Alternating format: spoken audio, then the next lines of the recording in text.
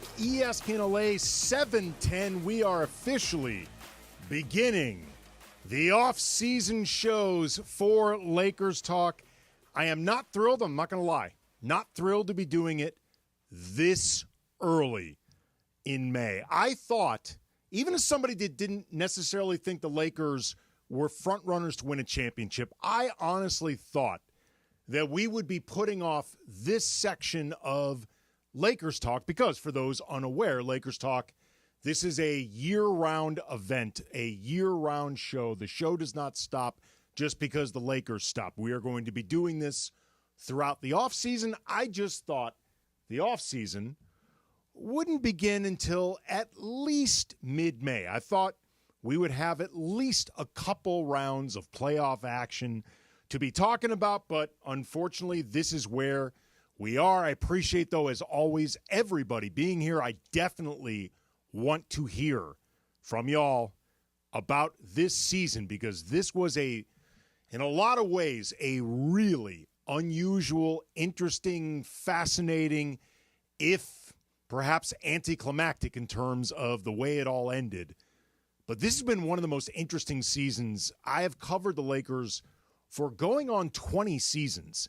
And I have been a big Laker fan for now 30-plus years or whatever. This is one of the most unusual Laker seasons that I can recall in a long time. So I definitely want to hear from all of you, your thoughts on the season, your thoughts on what lies ahead this offseason, what you want to see Rob Pelinka do, thoughts on Rob, thoughts on J.J. Redick, LeBron James, Luka Doncic, Austin Reeves, everybody. 877-710-ESPN, 877-710-ESPN. Want to hear from everybody. We got a couple awesome guests tonight at 6:30. Going to be talking with Trevor Lane from Lakers Nation. I know all of you guys are listening to Lakers Nation podcast or watching the YouTube channel, which Look, the Locked On Lakers, available 5 days a week everywhere you get your podcast, Monday through Friday, always free, never behind a paywall. And for the sickos who like to watch, there is a YouTube component, the show that my brother Brian and I host, the podcast we host. We got a nice YouTube following. Or at least he didn't do it 30 minutes in like last week. No, well, look, Brett Baird, my guest host from last week, who was the top bidder to co-host this show as part of our auction to raise, I think, around $40,000 for Children's Hospital Los Angeles. I wanted to be polite to Brett Baird, and therefore I waited a good half hour before I just went into blatant self-promotion. Like, he paid a lot of money to be a part of this. I didn't want to overshadow that. But, yes, we're now back to normal business, Funchy. I wish he had a podcast for him to promote. Oh, I would have. I absolutely would have. 4 minutes into the show. If Brett Baird, and if he's listening, what up, Brett? If Brett had a podcast, not only would I have promoted it, I would have promoted it before my own podcast. I mean, again, Brett Baird donated $1,300 to be a part of this show towards a great cause. A lot of cheddar there. A lot of cheddar there for Children's Hospital Los Angeles. You donate $13 for everybody listening, because I'm sure we're going to do this. I'd like to think we're going to do it next year.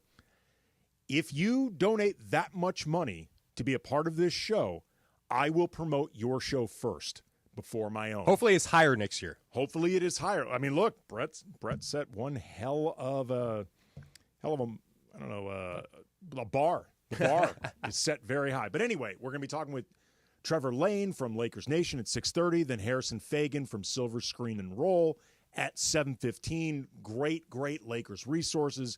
Going to get their thoughts on everything that transpired over this insane year, the offseason, the playoffs, all of that stuff. But I had been hoping that, again, we wouldn't be doing this until mid-May or so, and I don't plan on spending too much time talking about Game 5 and the playoffs, because at this point it's like almost a week old, and I think a lot of what needs to be said has been said. I'm just going to bring up a couple things because I do believe these are going to be things that we touch upon between 6 and 8 p.m. tonight. First of all, I thought in Game 5, with the exception of Rui Hachimura and Jared Vanderbilt, every Laker came out extremely tight for the first half of Game 5. Like, I realized that they had been, backs up against the wall. Everybody had been talking about how, they were treating this like a Game 7 intensity, Game 7 stakes, and you need to do that, obviously. It's appropriate. But it felt to me like, other than Rui and Vando, everybody in the first half came out hyper-conscious of the idea that it was win or go home, and it led to everybody being tight and self-aware and almost seemingly afraid to even make a mistake on the court, playing with zero freedom. I think it got better in the second half in terms of energy, guys playing with some type of looseness and confidence and belief. But by then, it was too little too late. And as I will discuss, I think this is partially at least to blame on J.J. Redick. Point number 2 in Game 5. I thought LeBron and Luka ran out of gas. Not just in Game 5, but over the course of the series. I think they ran out of gas consistently in fourth quarters of these games. Like, I realize in Game 5, LeBron with his knee, Luka with his back, those guys both got hurt during Game 5. Austin Reeves, it turns out, had been playing with a sprained toe. That obviously makes a difference. But I generally think these guys all began losing steam from quarter 1 through quarter 4 in all 5 of the games they played. Even the game that they won, Game 2, I felt like energy was an issue over the course of the series, and then especially Game 5. And perhaps because of fatigue, perhaps because compared to the Timberwolves, post-trade deadline, the team is completely rebirthed post-Luka trade. They did not have a lot of crunch time reps with LeBron, Luka, and Austin together, and it showed. It really showed compared to Minnesota, and that was a team, by the way, the Timberwolves, with a lot of questions themselves about how they would execute in crunch time, questions about Anthony Edwards' decision-making, questions about Julius Randle's decision-making, questions about their ability to perform well in crunch time, which over the course of the season, the Timberwolves had not. That was actually among the reasons that I picked the Lakers to win the series in 6. Minnesota, by leaps and bounds, out-executed the Lakers in every fourth quarter of this series. The offense just very regularly and predictably devolved into just iso ball stagnation that produced really ugly possessions, and it grew undisciplined and rudderless. And again, might have been lack of reps, might have been just a lack of discipline that comes from being tired. Whatever the case may be, it ultimately did in the Lakers over the course of Game 5 and over the course of this series. And these were consistent patterns that ultimately, I think, it ultimately reflected Minnesota being a better team than the Lakers. And J.J. Redick said as much after the Game 5 loss. He's like, got to be honest, they were better than us. And that sucks. It's a crappy thing to have to realize in real time, especially after there had been so much excitement heading into this series. But at the same time, though, a lot happened over the course of this season, including, while it is not a done deal, potentially having the next franchise face in Luka Doncic. He is eligible to sign an extension on August 2nd. He could sign a variety of different extension setups. I can promise you, whichever one he wants, the Lakers are going to give it to him. The money is not an issue for the Lakers. The years are not the issue. It's pick whatever you want, Luka Doncic, and that's what you can have.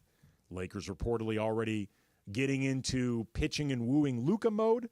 Luka, JJ, and Rob Pelinka were seen at the Hotspot Craig's for a late-night dinner recently. I'm sure there was a lot of talk about Luka's future. And this was, like I said, a crazy year. A lot of turbulence, a lot of unpredictability. The Lakers... What do you think they ordered at Craig's? I'm going to get into this, actually, Funchy. All righty. Because J.J. Redick did bring up the idea of conditioning and fitness. And everybody... Can't believe you're going there. Okay, you brought up the food. The food is all a part of Luka's conditioning and fitness and diet process. Luka has a reputation as something of a loose eater, something of a loose drinker, somebody that indulges in the sensory overload of meals and imbibing and whatnot. This is, I don't know if it's the first time he's ever eaten in front of his superiors. Like, eaten in front of J.J. Redick, eaten in front of Rob Pelinka. Is Luka on his best dietary behavior? Looking to order something sensible, maybe a broiled piece of fish, some steamed vegetables? Or is Luka looking to, like, lay down a marker on the table? He orders the chicken parm. He orders something big. The pepperoni pizza.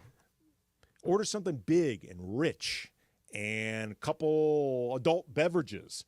Saying, look, guys, what are you going to do? A couple old fashions. What are you going to do? I got your championship conditioning right here, buddy. I don't know.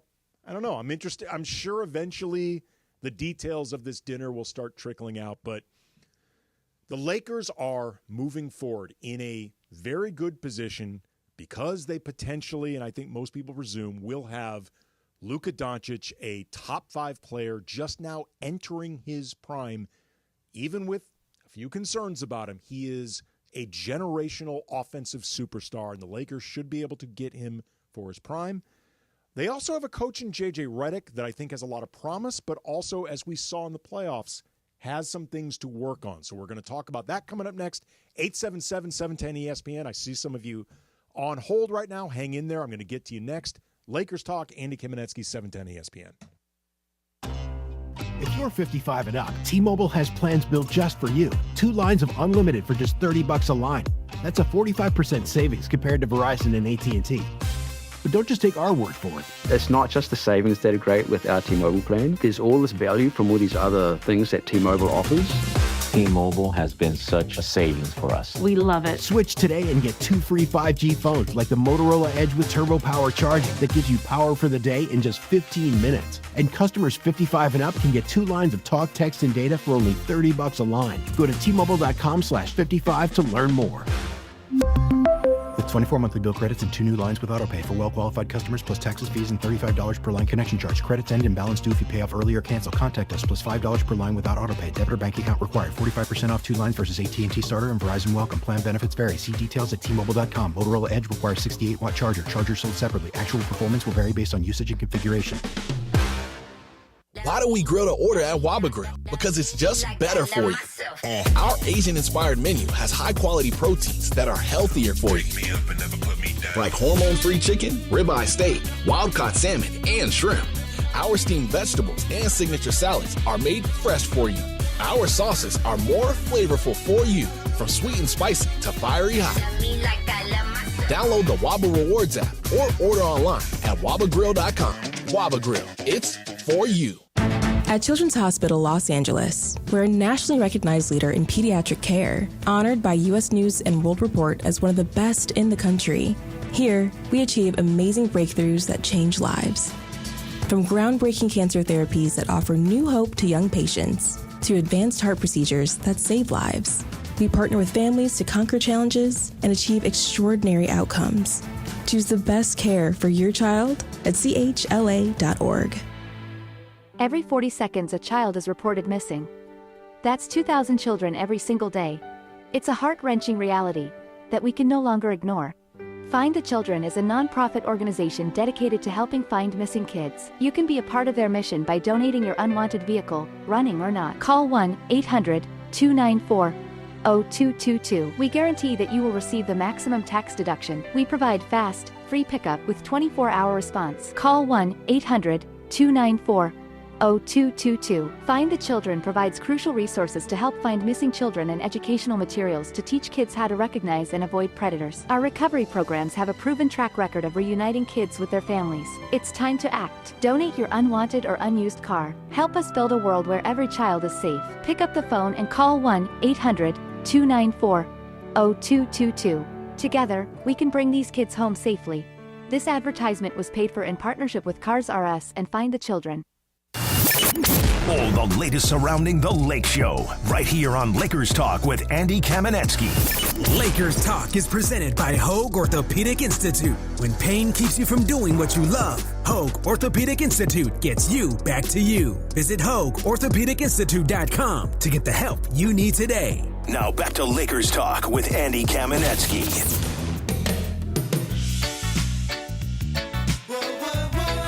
I'll start with the offseason and the work that's required in an offseason to be in championship shape. And, you know, we have a ways to go as a roster. And certainly there are individuals that were in phenomenal shape. There's certainly other ones that could have been in better shape. That's where my mind goes immediately is you know, we have to get in championship shape. Again, I am dying to know, Funchy, since you brought it up, what Luka ate at this dinner. I believe that took place after J.J. Redick challenged, finger quotes, the whole team to come back next fall in championship shape. But let's be honest, that is going to be interpreted as a message to Luka Doncic.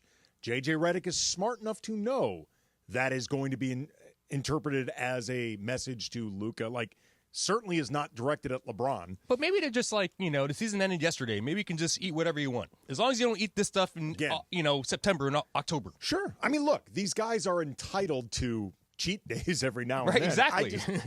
I just would love to know, in light of that messaging, probably the first meal that Luka will have had with Rob and JJ after that messaging from the podium. Both Rob and JJ were up there. Maybe the first meal he's ever had with both of them, just the three of them. I have no idea, but very curious to see. You don't think he got the tomahawk, right? I hope he got two.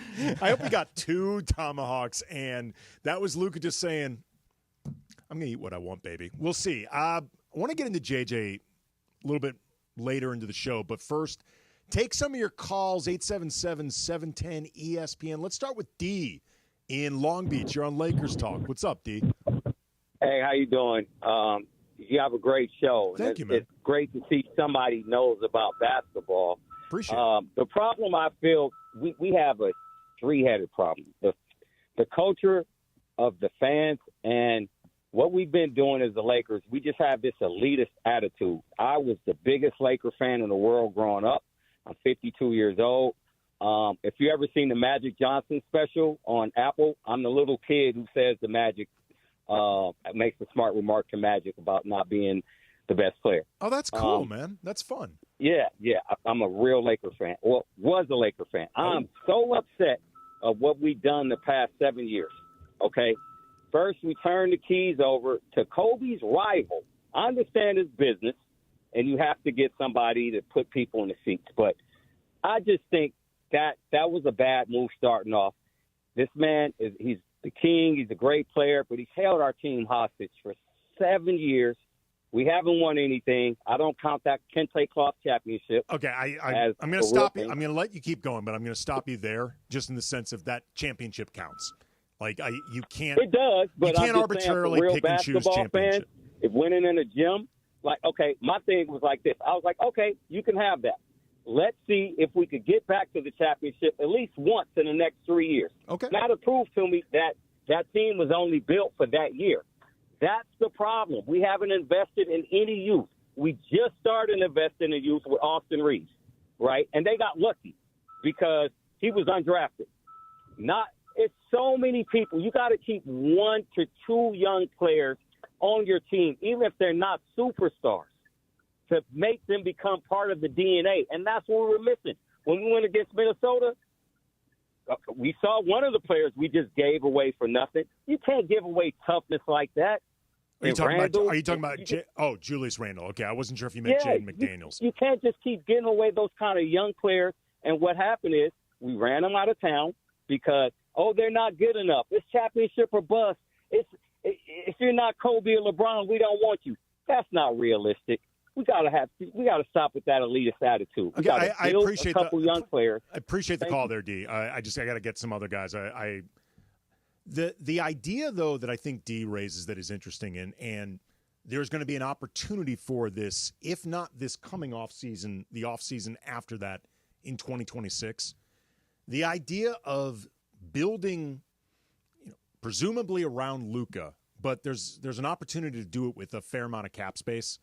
The idea of trying to build something at least semi-organically and trying to build something with a foundation where Rob Pelinka is really paying attention to the details of roster building as opposed to just, frankly, star effery and just chasing names.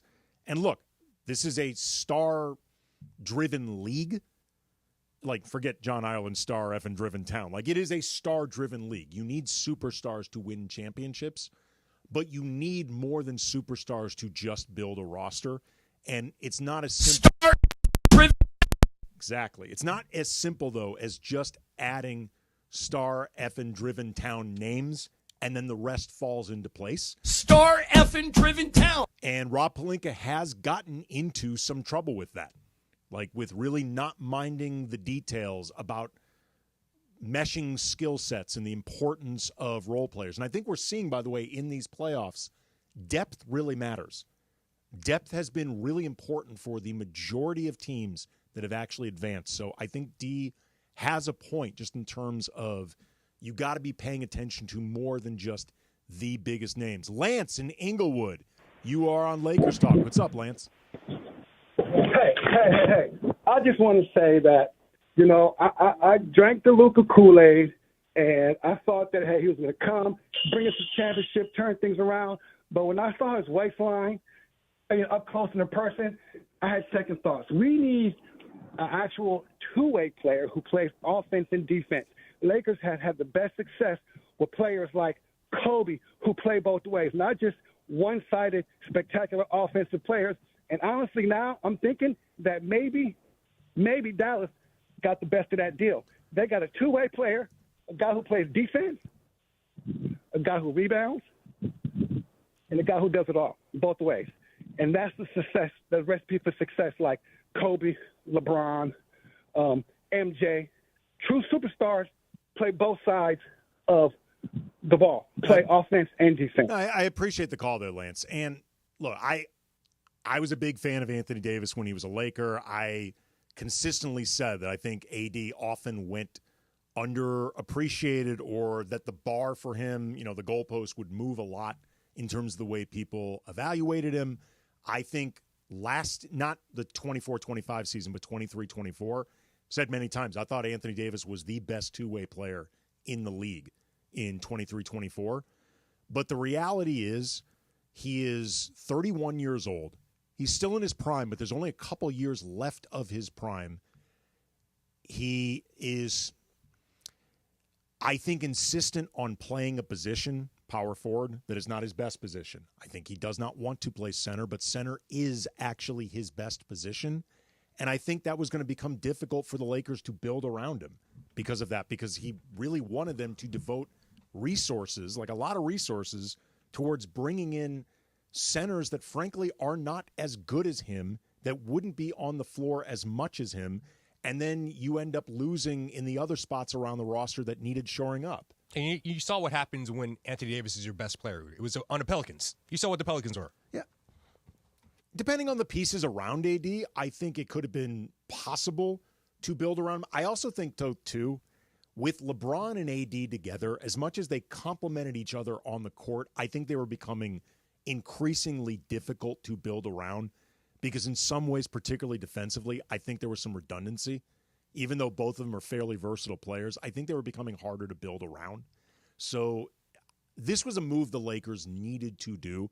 They got, if nothing else, even if you don't think Luka is better than AD, he is certainly younger than Anthony Davis, and he is the type of player that sucks in defenses. Like, he is at the top of a scouting report in ways that, with all sincere respect and appreciation to Anthony Davis, he's not. And if nothing else, Luka extended the runway. Like, Luka gives Rob Pelinka a longer runway to try to build around a star than he would have had were it still LeBron and AD. Like, by the time you would have really the flexibility, and by flexibility I mean LeBron off the roster, to build as much around AD as you would really want, Anthony Davis might have been 32, 33 years old. And, that's just not tenable. The timing of this with Anthony Davis just is not good as the pure timing with Luka Doncic. Even though I understand what Lance is talking about, I do think there was a lot that Anthony Davis brought to the table and areas where Luka is going to have to, at the very least, raise his level, specifically defensively. This is stuff, by the way, that we can talk about with Trevor Lane from Lakers Nation. He is coming up next. Harrison Fagan from Silver Screen and Roll at 7:15. If you are holding, keep holding. I will get to you. Lakers Talk, Andy Kamenetsky, 710 ESPN. Hey guys, it's Sedano. LA, it's time to get real. Jacob and Ronnie, he's the real deal. Call Jacob. He's recovered hundreds of thousands of dollars where other attorneys might settle immediately for pennies. Jacob is not afraid to fight for you. Get a partner who's committed to turning your setback into a comeback. Call him at 844-24-JACOB. That's 844-24-JACOB. Or visit him online at calljacob.com. Jacob's the real deal. Call Jacob. Mother's Day is almost here, and I've been thinking a lot about all the times my mom went out of her way just to make me happy. Honestly, I've lost count. All of the pickups from practice, help with the homework, the home-cooked meals. My mom is the best. That's why this year I'm returning the favor with the bouquet from the Books Company. And I got you 25% off of your order so you can send some happiness to your moms, too. Bouks aren't just any flowers. Their flowers are cut fresh from the best farms, so they're bigger, brighter, and last way longer. Some are even grown on the side of a volcano. Wow mom with a bright, happy bouquet, or go for the Bouks flower subscription so she can get fresh blooms and major joy on repeat. It's also really easy. I pick my bouquet, delivery date, and done. And with 25% off, why stop with mom? Grab some for your wife, your auntie, and even grandma too. Mother's Day is May 11th, so hurry and order your Bouks now. Go to Bouks.com, use promo code Canty to get 25% off. That's BOUQS.com, promo code Canty. Bouks, promo code Canty. Right now at Park West Bicycle Casino, the progressive jackpot is over $3 million. And when it hits, it'll be the biggest jackpot ever won at any LA card room. Poker, blackjack, ultimate Texas Hold'em, even Baccarat. All eligible for the progressive. Brand new players who sign up for their player rewards get $30 in match play. Park West Bicycle Casino, where the stakes are high and the rewards are massive. Please gamble responsibly. Problemgambling.ca.gov. 1-800-GAMBLER. GEGR-00129. GEAR-01292. GEAR-01298. BSIS license number 1358.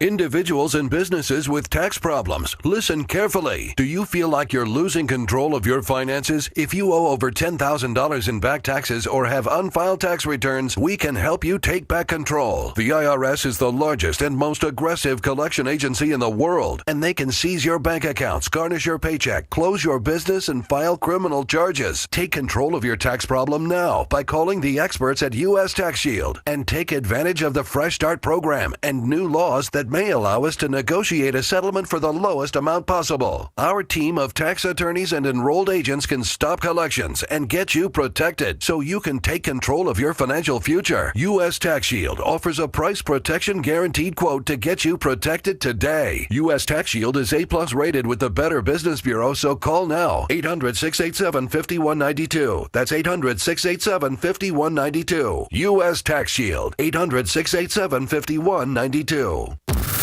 This is Lakers Talk with Andy Kamenetsky on 710 ESPN. It's the home of the Lake Show and the home of Lakers Talk. Lakers Talk is presented by Hoag Orthopedic Institute. When pain keeps you from doing what you love, Hoag Orthopedic Institute gets you back to you. Visit HoagOrthopedicInstitute.com to get the help you need today. Back to Andy Kamenetsky. Lakers Talk, Andy Kamenetsky, ESPN LA 710. We will be touching base with Trevor Lane from Lakers Nation momentarily. Also asking people to hit me up on Twitter at CamBrothers. What do you think Luka Doncic ordered during his meal with Rob Pelinka and J.J. Redick after J.J. Redick dropped the hammer, challenging the entire team, and by the entire team, we really mean Luka Doncic, to get into hashtag championship shape this offseason? Do you think Luka Doncic looked to order healthy, look nice in front of the bosses, get something sensible, or do you think he put his feet up on the table, ordered something decadent, and dared them to say something? The truffle fries. Two orders. Exactly. One is an appetizer, one is a dessert. Again, hit and me I up. also saw a loaded baked potato. He probably ordered that too? Yeah. Just, you know what? One of everything. He ordered one of He didn't everything. even get one vegetable. Then put his feet up on the table and said, what are you going to do about it, JJ? What are you going to do about it, Rob? So hit me up on Twitter at CamBrothers with your thoughts on what Luka ordered during this meal at Craig's. Well, actually, a little bit later on, ask Trevor Lane his prediction for what Luka ate during this meal. Trevor Lane, he is the face of Lakers Nation, some of the best, most intensive Lakers coverage out there. You can subscribe to the podcast. You are, I can tell by the numbers, watching it on YouTube. Trevor, how are you, man? Hey, Eddie, I'm doing well. Thanks for having me on. How are you doing? Well, unfortunately, like I talked about earlier in the show, I did not think we would be doing the off-season coverage this early into May. I thought we might have a couple weeks at least before we were here, but this is how the season ended, man. What are you going to do about it? Yeah, I'm in the same spot. I can't believe that here we are 5 games into round 1 and the Lakers are done, and we're already talking off-season. Not what I was anticipating, certainly not what I hoped for, but we'll play the hand that is dealt us, and we'll find a way to get through. Before we get into what comes next for the Lakers, I wanted to get into a bit of how we got here and how the season ended. Like, this is, you and I have both covered the Lakers for a long time. This is one of the most insane seasons, just in terms of like unpredictability and crazy things happening between hiring J.J. Redick, looking in the beginning like they were going to build around LeBron and AD, then pivoting to Luka, the Mark Williams trade being rescinded, the playoffs as a 3 seed, and then getting bounced in 5 games. Like, with all that in mind, what do you make of this season? Like, is it successful? Is it an underachievement? Is it too weird to even frame in those terms? I mean, I think it's successful in terms of the Luka trade completely resetting everything, right? I mean, this was we thought we were going into this season, and hopefully the Lakers can make a move at the trade deadline that will allow them to enter the contention phase of the season, and that going in, they probably didn't have enough to get it done, but hopefully they could keep their heads above water long enough to find the right piece. And that then, the future was uncertain. Then suddenly they find Luka, and it's, okay, now they've got a star for the next, maybe 10 years that they can lean upon. So in that sense, for the Lakers franchise, this season was a massive win to go from a future that was filled with some nervous times where maybe you build around a 33, 34-year-old Anthony Davis at that point, and is that something that's even feasible? Maybe you enter the dreaded rebuild, and now you have a bona fide star to build around for the long-term future. That's a massive, massive win, even if the season in and of itself was really disjointed. I mean, really, we had essentially 3 different Lakers teams to cover this season. The way they played, stylistically, everything shifted. But nonetheless, I think that from an organizational perspective, they have to look at this as a big win because of that Luka trade. I've listened to enough recent Lakers Nation coverage to know that you're still in on J.J. Redick as a coach, big picture, but thought that his inexperience showed during the playoffs. What are some of the areas that you found that most telling? Yeah, I think that J.J. had a great season. I really thought that he did a nice job. I thought the guys, to a man, were locked in and were buying into what he was saying, which was not the case under Darvin Ham. We didn't see that same level of buy-in from the players. So JJ had everybody believing in him, but in the playoffs, I thought the risks that JJ took simply didn't pay off. And we're talking about the 5 players playing the entire second half of that game, cutting Jackson Hayes, his minutes drastically, the things that he tried to employ to mitigate the team's own lack of size really just didn't work out. The defensive schemes, he tried to force Anthony Edwards to be a good passer. Anthony Edwards says, cool, I can do that. Tried to force Julius Randle to hit open 3-point shots. Julius Randle said, no problem, I can do that.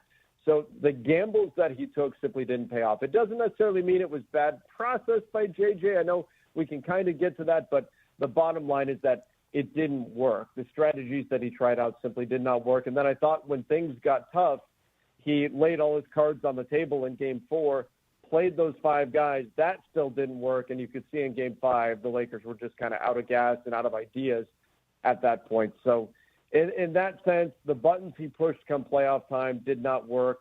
I thought that he looked like he was a bit stressed out. His reaction pregame to the question about whether or not the assistant coaches should have something to do with the substitution pattern, I thought all of that showed that the stress was maybe getting to J.J. Redick a little bit there during the playoffs. But, again, just like with players, it takes coaches a time or two through the playoffs to kind of get their legs under them and to figure it all out and to adapt and adjust on the fly. So I didn't think it was a great playoff run from J.J., but I don't think that should necessarily take away from the fact that it was a really good regular season from him.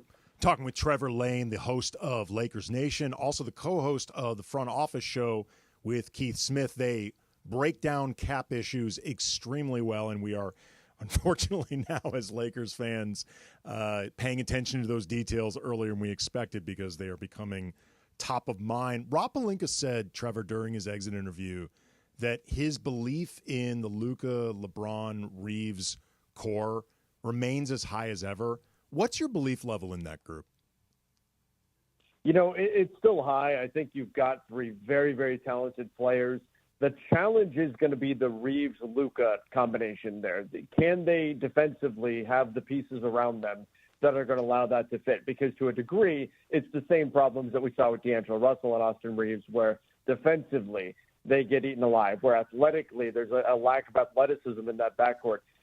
But overall, talent-wise, I think it's still there. I think we've seen that Austin can run a team on his own. He's had those games where LeBron was out, when Luka was out, and he goes off for 45 points and has a big night. So I think Austin is a very talented player. Did not have a good playoff stretch, no question. Was not good in the postseason. But I do think Austin Reeves is a very talented player. LeBron James obviously can adjust and adapt his role to whatever the environment calls for. And Luka is an incredible talent. So you have 3 very talented players.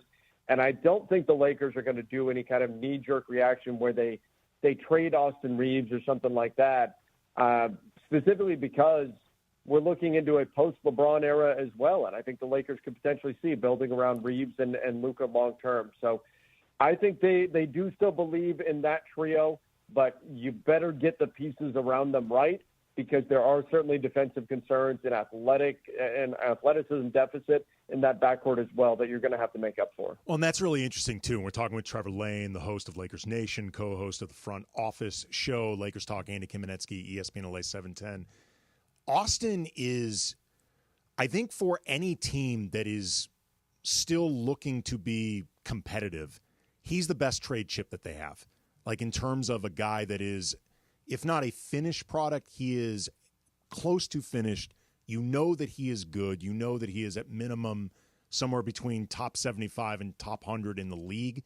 And if the Lakers were looking to address certain shortcomings on the roster, namely if they were looking to try to land an impact center, Austin might be their best trade chip. With that in mind, in the past, it seemed like they've been extremely reluctant to even put Austin sort of softly on the table for discussions.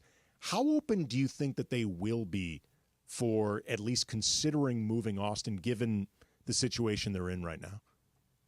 I mean, based on what Rob Pelinka was saying the other day at his postseason exit interview, it didn't sound likely that they were going to be moving Austin Reeves. They sounded like they still believe in those 3.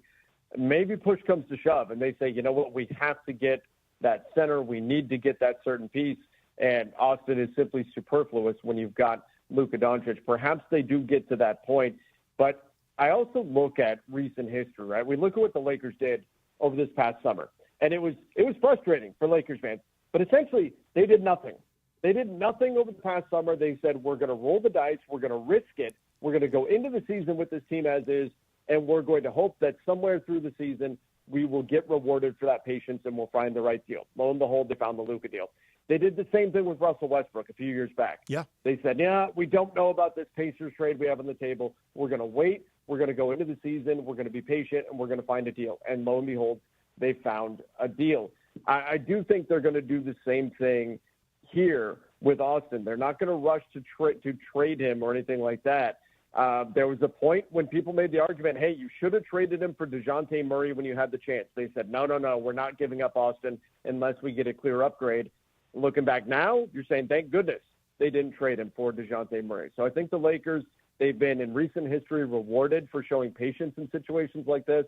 And I think they're going to continue to do so. They're going to fall back on the fact that LeBron, Austin, and Luka did not play very much together during the regular season, didn't have a chance to really gel, and they'll let them go into this next season as a trio. And if they have to, maybe you do something different at the trade deadline. But I'd be very surprised if they break up that trio right here in the offseason. Talking with Trevor Lane, the host of Lakers Nation, co-host of the Front Office Show with Keith Smith. Really, really good stuff for people learning about the cap and some of the machinations, the moves the Lakers can and cannot make. And you mentioned centers. I want to get into that in just a second, but also the Lakers, I think, are in an interesting place for this offseason broadly, because if you look at their cap for the summer of 2026, they potentially have a lot of flexibility coming up. You know, Rui Hachimura may be off the books, Gabe Vincent off the books, Maxi Kleber, maybe even Austin Reeves, or at least potentially if they don't work out some type of extension. Depending on what LeBron does, he might be off the books. There could be a lot of flexibility to build around Luka and, you know, just that type of maneuverability they haven't had in a long time. Do you expect them to be looking for any type of long-term deals, or do you think that they're going to be kind of trying to go shorter term and really trying to maintain that 2026 offseason? Yeah, I think they will try to maintain that flexibility in 2026. Now, if they can give Austin a 4-year, $90 million extension. I don't know that he would take that, but if he would, I have a feeling they would say, here you go, here's the contract. And absolutely. That would be very, very movable if they needed to. So I would think that type of situation they would jump at. But other than that, I think they will be fairly careful with their long in order to maintain that flexibility. We're probably talking about, you know, perhaps at that point truly pivoting into a post-LeBron era, and they're going to want to have as much roster flexibility as they can get for whenever that happens. So I do think that they're going to try to preserve that. If the right opportunity comes along, of course, I think they would take it. But this is a team that right now, the way the salaries line up, they've got a lot of flexibility for that summer. I think if they head into that summer with Luka, ideally with Austin under contract, and then maybe it's Dalton Connect or someone like that, I think they'd feel pretty good about the ability to fully build out a roster around Luka at that point. Rob Pelinka said it himself, center is the number one priority for this offseason. Who do you think are some of the centers that they can realistically target, whether through free agency or through a trade?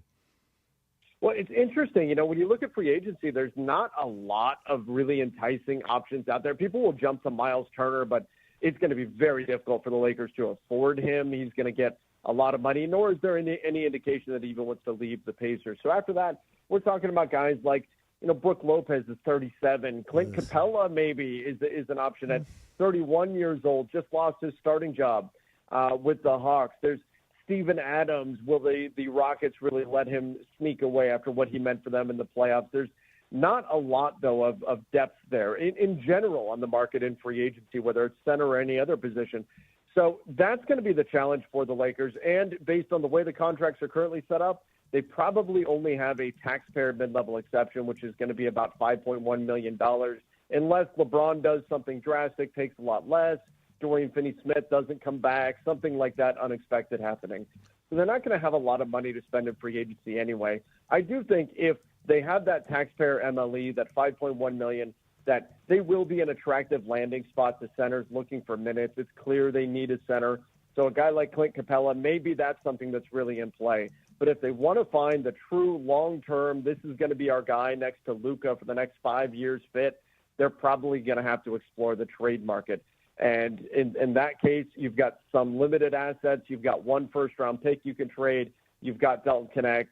You've got a few pick swaps and some matching expiring contracts that you could potentially use. So there's a few veterans out there if you're looking for a stopgap, maybe a one-year guy. But if you want to find the long-term fit, which is what I believe they were hoping Mark Williams was going to be, it's probably going to have to be on the trade front. And then last question for you, Trevor, talking with Trevor Lane, the host of Lakers Nation. What did Luka order at Craig's with Rob Pelinka and J.J. Redick? Do you think he ordered a sensible meal to message championship conditioning, or did he order decadent to message, I'm a superstar and you're giving me whatever contract I want, so I will eat what I want? I think at this point, Luka ordered anything that he wanted. He ordered those truffle fries, and he said, he looked at them and he said, this is why it's good that I'm playing for Slovenia this summer in Eurobasket. I'm going to burn off these calories in August. There you have it. He is Trevor Lane. He is the host of Lakers Nation, the co-host of the Front Office Show with Keith Smith. You obviously, everybody listening to this show is watching plenty of Lakers Nation, some of the best coverage out there. Appreciate the time as always, brother. Thank you. Hey, no problem. Thank you for having me on. And coming up next, react to some of what Trevor said and take more of your calls, 877-710-ESPN. If you are holding, hang in there. I'm going to get to you next. Andy Kamenetsky, Lakers Talk, 710 ESPN. Hey, Ma, you know how you've always wanted a Ford Mustang Mach-E?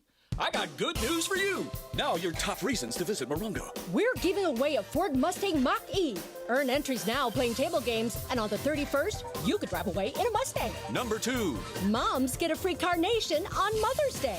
And the number 1 reason. Mom's Day sparkling wine brunch. A royal buffet, bubbly, and a gift, all for a special price on Mother's Day. Morongo, good times. Hey guys, it's Sedano. Flashy discounts, gimmicky sales? Don't fall for it. At Hernandez Wholesale Flooring, we give you honest, wholesale pricing all year long. No bogus markups, no tricks, just the best floors at the best prices. Call 866-62-FLOOR. No sale beats wholesale. Hernandez Wholesale Flooring, check them out at hernandezwholesaleflooring.net or call them at 866-62-FLOOR.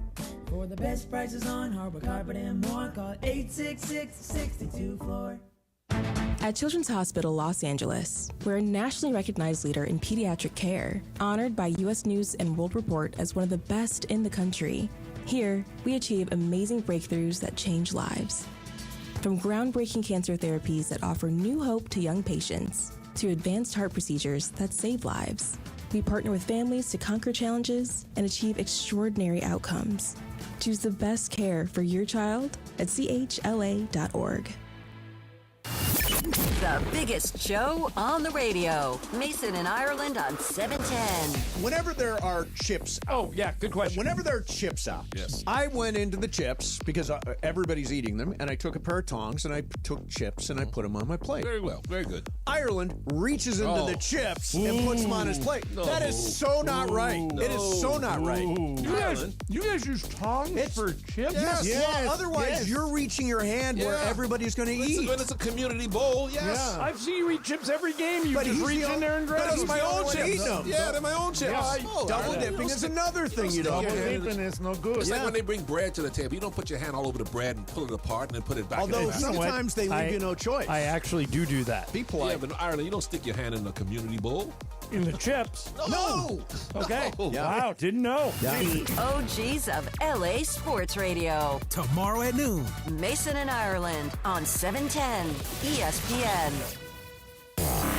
Lakers Talk continues on 710 ESPN. Lakers Talk is presented by Hoag Orthopedic Institute. When pain keeps you from doing what you love, Hoag Orthopedic Institute gets you back to you. Visit HoagOrthopedicInstitute.com to get the help you need today. More Lakers Talk with Andy Kamenetsky right now.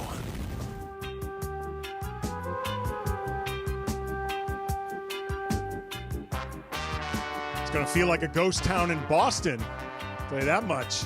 At least some good news for Laker fans. The Knicks just pulled off the Game 1 upset in overtime against the Celtics. Final possession for Boston. They had an opportunity with 3 seconds to tie the game at 108 apiece, and Miles Bridges literally ripped the ball out of, who was that, Jaylen Brown? Mikal Bridges, actually. Oh, excuse me, Mikal Bridges. And it was Jaylen Brown. Not Miles, very different guy. And it was Jaylen Brown. Yeah, Mikal Bridges ripped the ball out of Jaylen Brown's hands. The guy did not even get a shot off. So Laker fans looking for some good news. There you have it. Just heard from Trevor Lane from Lakers Nation. Going to talk with Harrison Fagan at 7:15 from Silver Screen and Roll. Take a couple of your calls. Let's begin with Brian in Oxnard. You are on Lakers Talk. What's up, Brian? What's up, man? So I want to start off with the first thing, the last couple calls you had before the interview you did.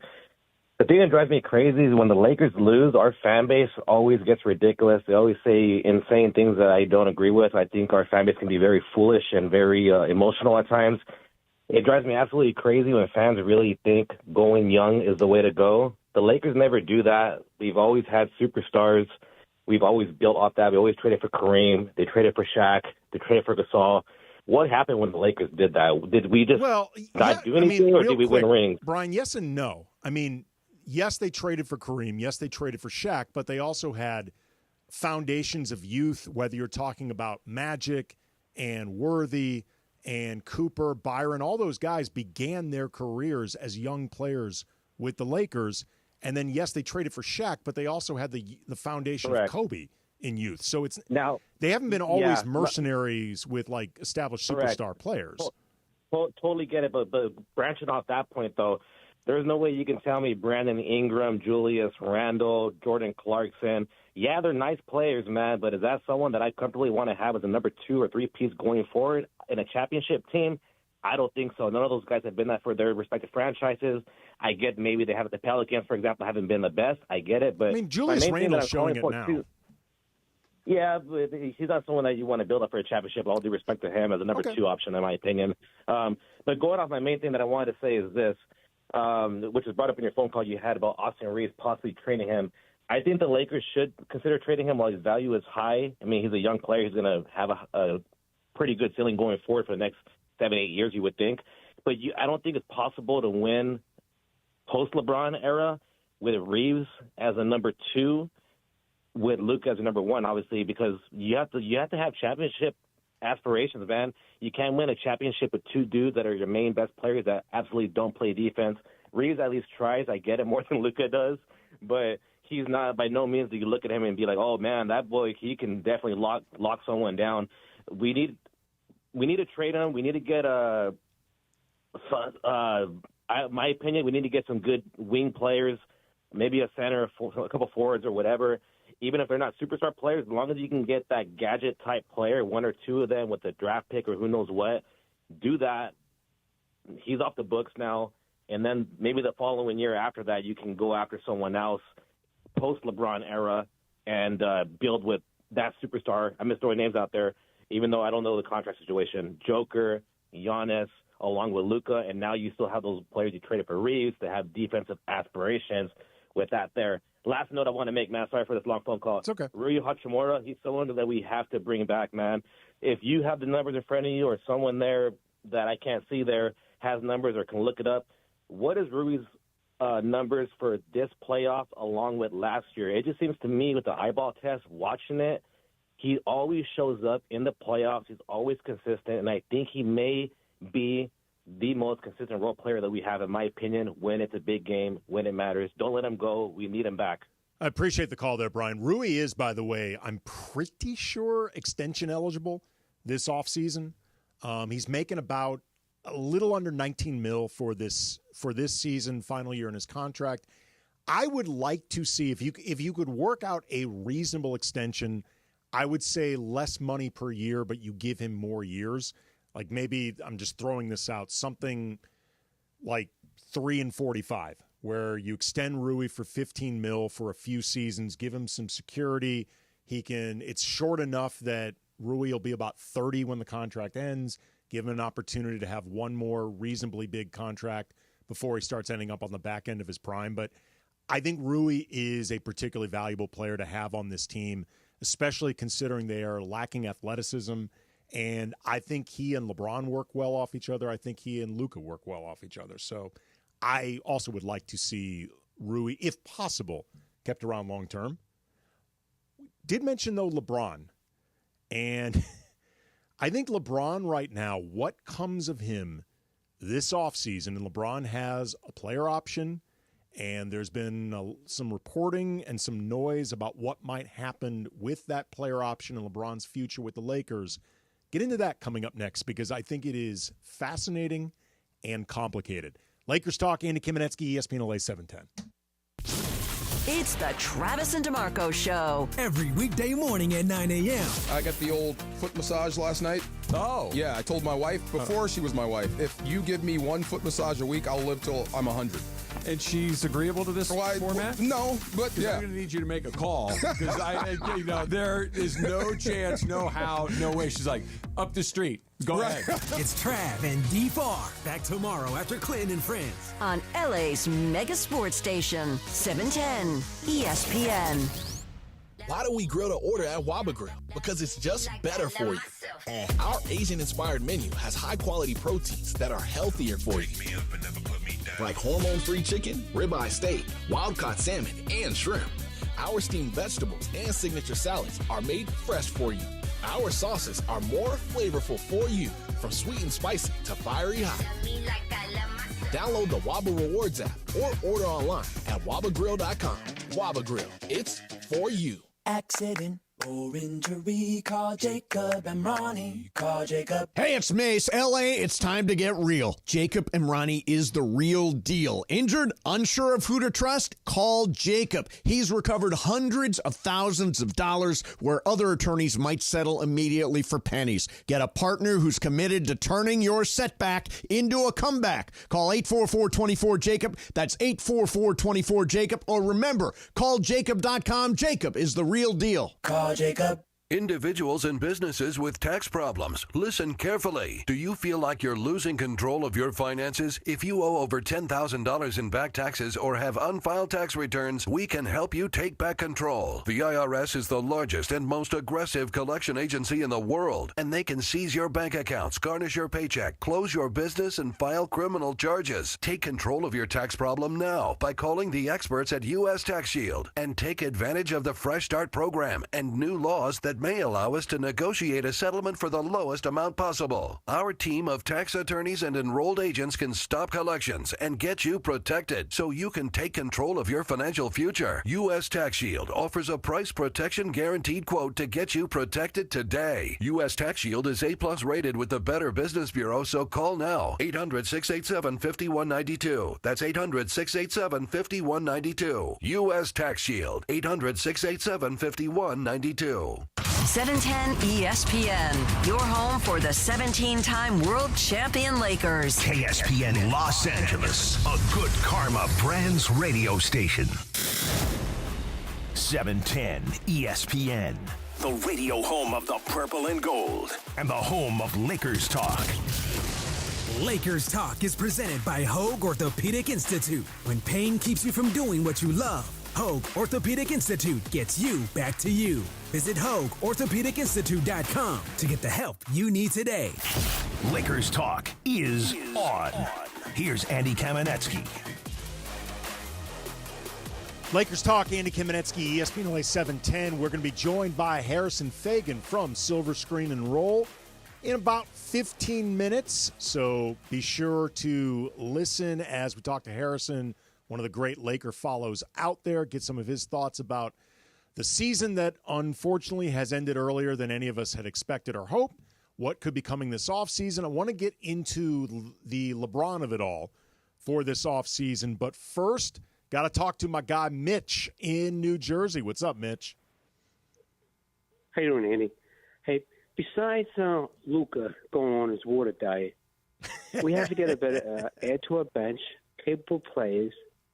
You said Jemison, hopefully Jemison and well, Jemison is still, just so you know, Jemison's still under contract next year. Let's draft a center. We have to get somebody in the middle. Yeah. Somebody that can play in the middle, please. Absolutely. And I think we just need some more big guys and athletic guys.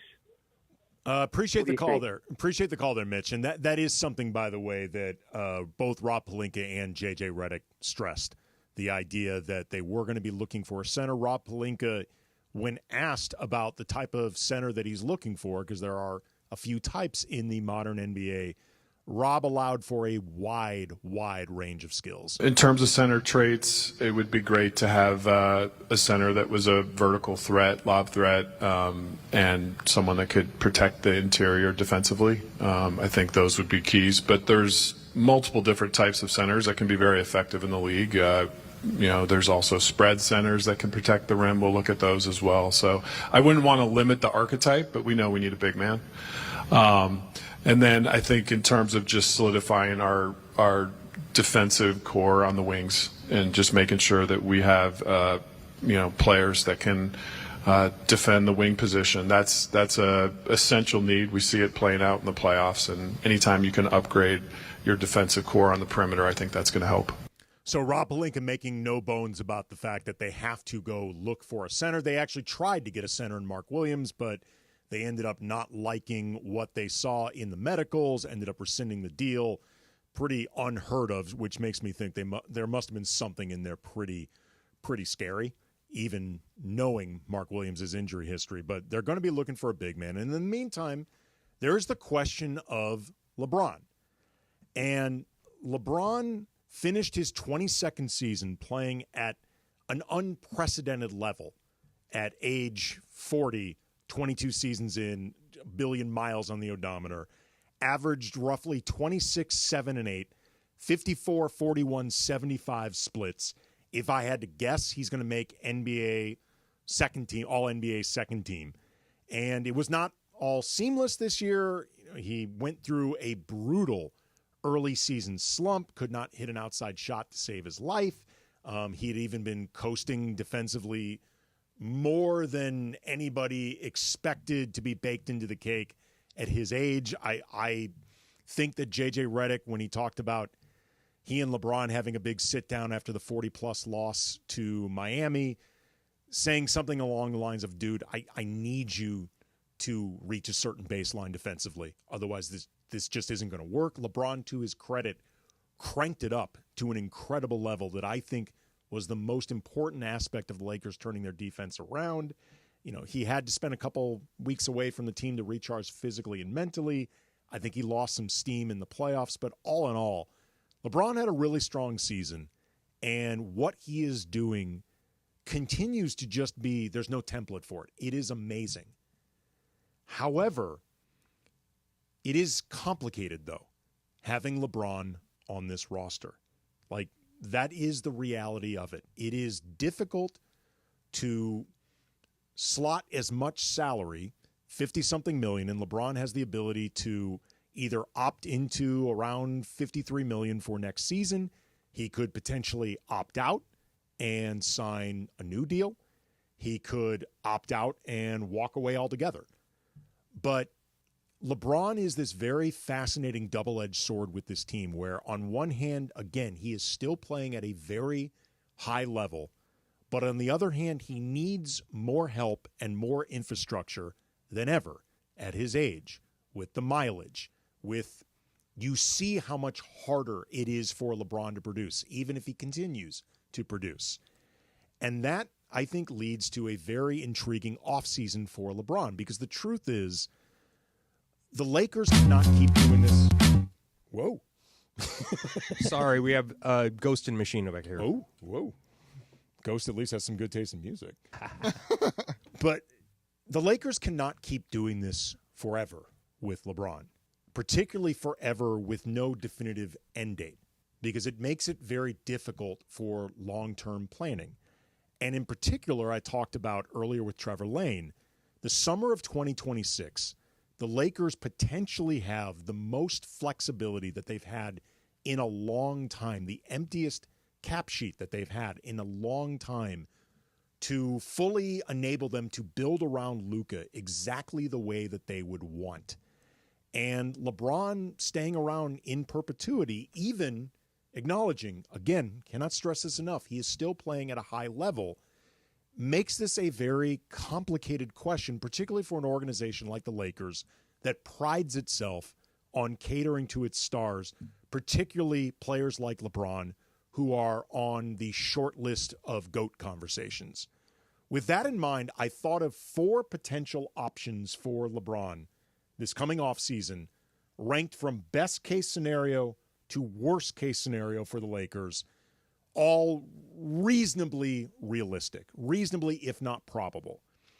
The first would be LeBron opts out and re-ups at enough of a discount where the Lakers gain a full mid-level exception and therefore the greatest amount of optionality to try to upgrade this roster, which will, by the way, help LeBron. That would require LeBron to take about a $20-ish million haircut in order for the Lakers to get a full mid-level exception of about $14 million. Man, he has that on his couch. Well, still a lot of money. Still a lot of money. I don't care if LeBron is a billionaire. $20 million is a lot of money. I don't blame LeBron if he is not 100% confident that that sacrifice will be met with upgrades that make it worth it.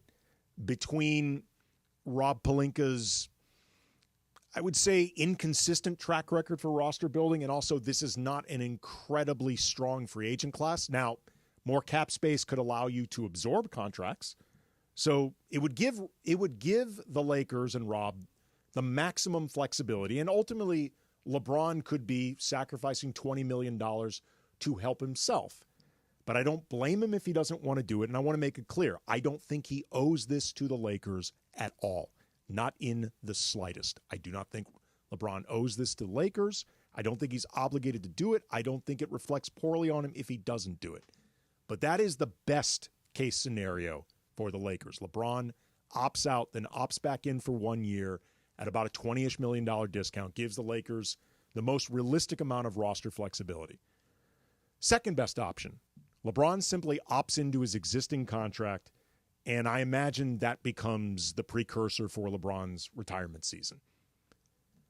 Option number 3, third worst, or third best, second worst. LeBron just walks.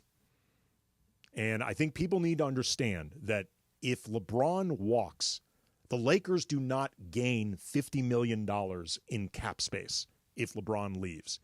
If LeBron walks, they will gain at most about $16 million in cap space, which, while it will be helpful, the odds of finding a player or players that can make up for the lost production of LeBron with just $16 million is somewhere between really difficult and impossible. So if LeBron just walks, the Lakers will likely be worse in the short run, or for this upcoming season. The Lakers are likely worse if LeBron walks. Just flat out leaves, goes somewhere else.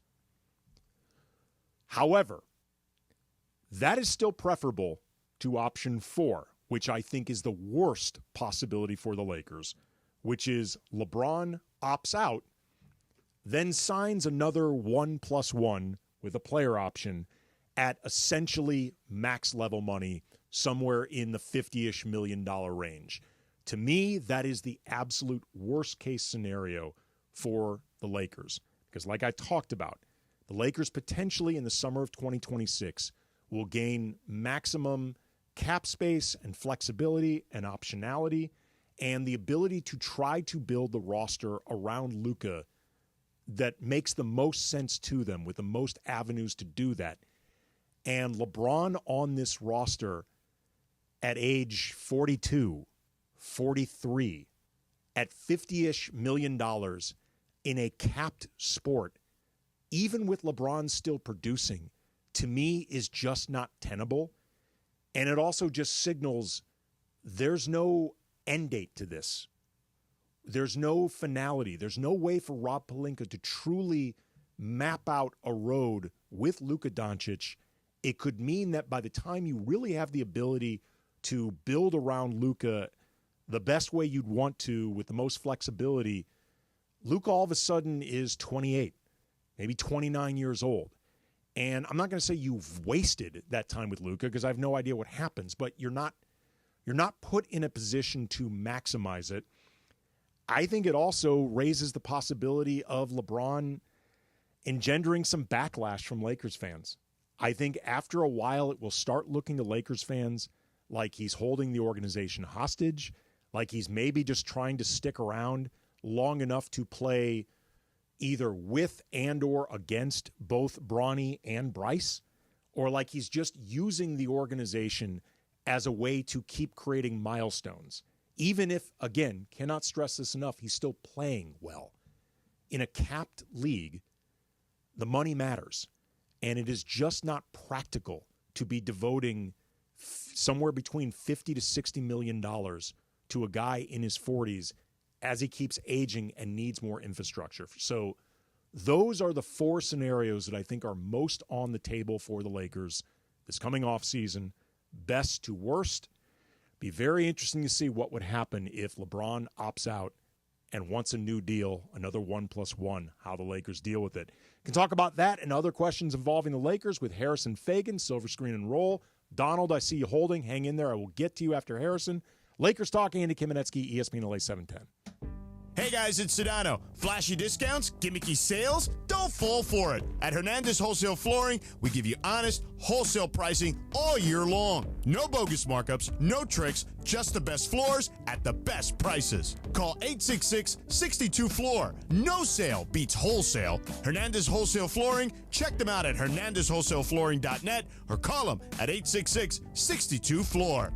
For the best prices on hardwood carpet and more, call 866-62-FLOOR. Hey guys, have you checked out the all-new Park West Bicycle Casino? With a new owner, fresh renovations, and upgraded amenities, it's a whole new way to experience LA's premier table game casino. From poker, blackjack, ultimate Texas Hold'em, and Baccarat, they've got all the action for ESPN LA listeners. Brand new players who sign up for their Players Reward get $30 in match play. Just say, Cappy sent me to get $30 in match play. Park West Bicycle Casino. Please gamble responsibly. Problemgambling.ca.gov. 1-800-GAMBLER. GEGR-001291. GAR-001292. GAR-001298. BSIS license number 1358. Hey, it's John Ireland. Check out this true crime story. An IT manager came in on Monday, tried to log in, and couldn't. A ransom message popped up. All company data, customer files, bank info, everything was locked. If they didn't pay $250K in Bitcoin, it would all be wiped. Protect your business with Thrive, America's leading managed security provider. Start with a free cyber risk assessment at thrivenextgen.com/ESPN. That's thrivenextgen.com/ESPN. Hello, I'm Richard Navarro, General Manager at Fleming Steakhouse and Wine Bar in downtown Los Angeles, where unforgettable dining meets the heart of the city. Whether it's prime steaks, fresh seafood, or your handcrafted cocktail, we're here to make your next experience out exceptional. Call us today at 213-745-9911 to reserve your next table. We're open for lunch and dinner. Fleming's, where great steaks, good times. Call at 213-745-9911. If you have ever thought about remodeling your bathroom but were worried it would take too long or cost too much, then stop worrying. Right now, Jacuzzi Bath Remodel has designed a collection of high-quality custom products and perfected the one-day remodeling experience so you can enjoy your new bathroom faster than ever before. It's a worry-free bath remodel from the most trusted brand name in the business, Jacuzzi. A jacuzzi bath system fits in your existing tub space. It's a no-mess installation with an amazing style selection, factory-certified installers, and a limited lifetime warranty. Call 800-717-4599. That's 800-717-4599 right now and get 50% off installation with no interest and no payments for 12 months. Replace that old bathtub today with a walk-in shower for a safer bathing experience. If you have lived in your home for over 15 years, it's time to remodel your bathroom. For a virtual or in-home appointment, call 800-717-4599. That's 800-717-4599. 800-717-4599.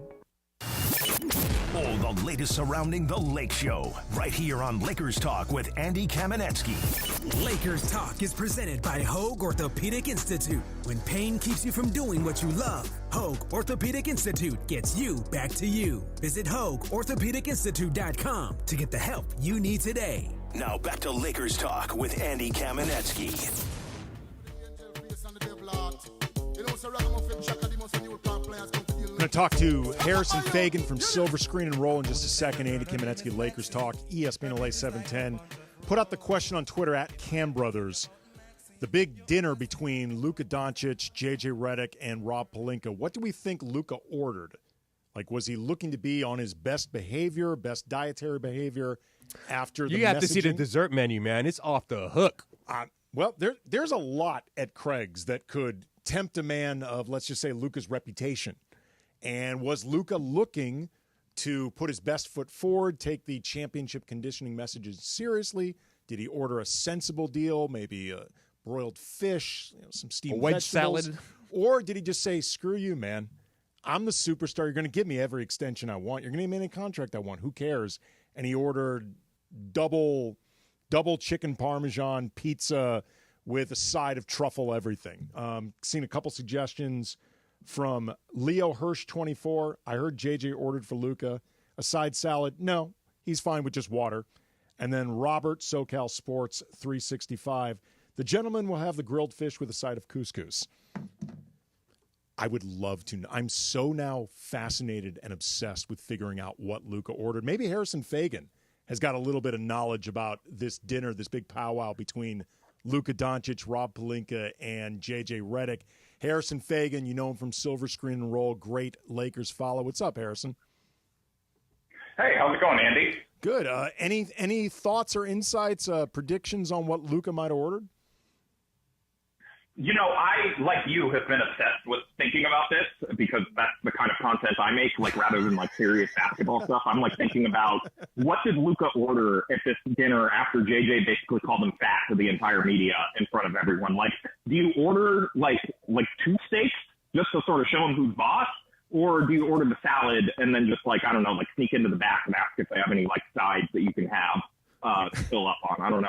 Because, I mean, look, the truth is he can order whatever he Get wants. Taco Bell on the way home. Well, you know? they're going to give him the contract that he wants.